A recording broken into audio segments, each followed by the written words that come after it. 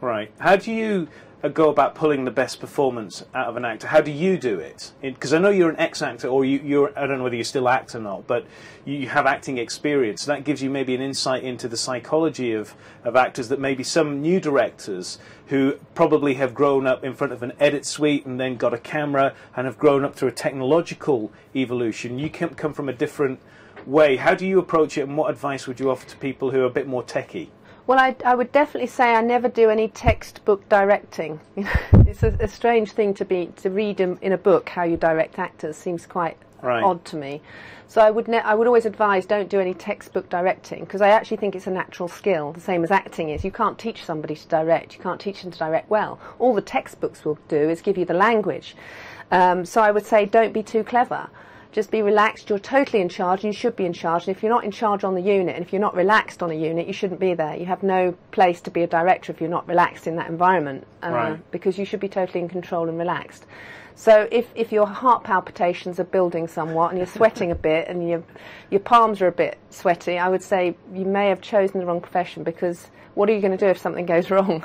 Right, so you need to remain calm in the storm totally. always, because they hold on to you, don't they? Absolutely, and the actors know it. Actors know in a second if you're nervous or if something's going wrong, they know. Yeah. And my producer's the same. She's not somebody who's going to panic if something goes wrong.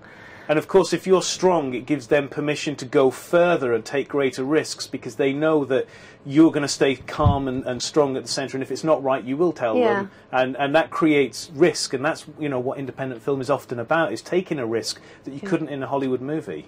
I mean, quite frankly, you spend so much time of the year in administration and raising funding and talking to people. Not literally administration. But just, well, you're on the brink most of the time.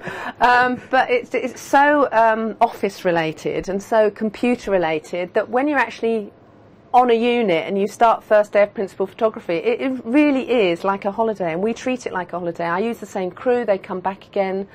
It's a very nice family environment at Mave Films, and we shoot where we're based, so we live nearby. Most of the crew we put up in the Royal Harbour Hotel in Ramsgate, so if anybody's ever in Ramsgate, it's the best hotel. I feel like moving to Ramsgate. It's a very, very relaxed environment, and we really do feel like we're on holiday once we're shooting.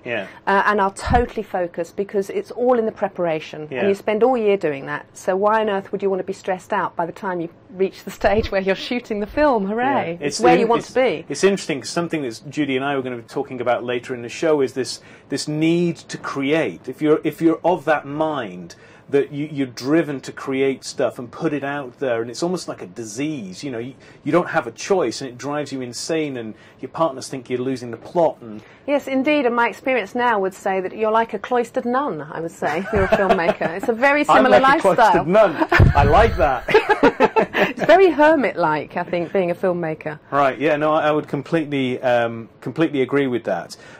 What do you think it is that makes actors' lives hard when you're actually on set and working with them? What makes them and therefore not give the best performance? If it's disorganised, they don't know what they're doing. I don't think they mind being called early, so if they're on the set early, I don't think that's so much of a problem, as long as they're looked after.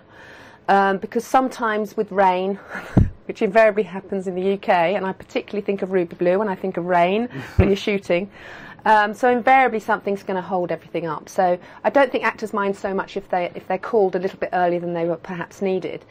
But as long as there's a comfortable environment for them to be, and they're away from everything, that's good. So the actors are relaxed. I think they like to be relaxed.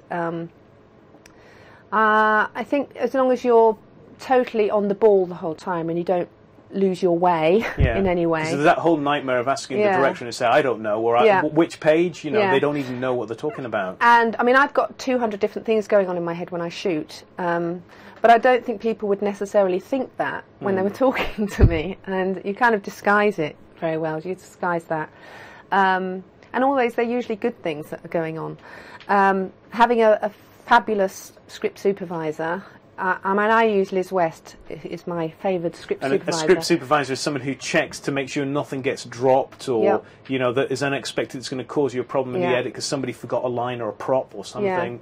Director's right-hand man or woman. It's a very, very, very important role, and that's the one person you don't want who's less experienced than you are. You want them to be vastly experienced. Right. And your first AD, really, you want to be... Having a great first D and a great script supervisor, I think, is key to enable the actors to feel relaxed. Yeah. So The Calling is quite an ambitious... it's your biggest film to date, yes, and it's got a big ensemble cast. What are the big lessons that you personally learned making The Calling? I think you learn lessons on every film.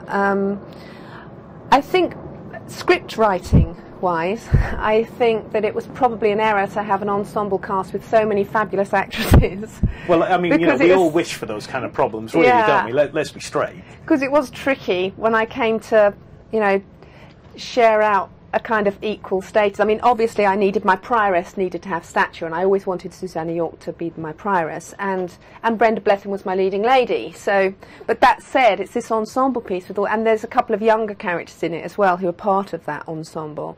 And there's the mother of the main character, and I had Amanda Donohoe playing the mother of the main character, and the mother's housekeeper is a very important role. So I had a lot of really good actors in decent-sized roles, and I think what I would have learned is that you can't give everybody a great arc.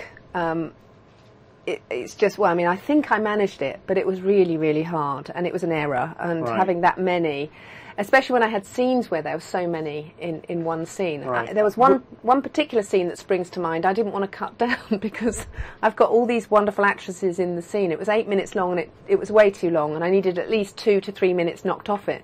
So I gave it to Brenda Blethyn and Rita Tushingham in the green room, and I said, here, knock 3 minutes off that scene, because I don't want to do it. I don't want to work out who's losing lines and who's going to lose a piece. And actually they did it really well. They did it very well indeed. So you're really approaching from a much more collaborative approach than many other directors might.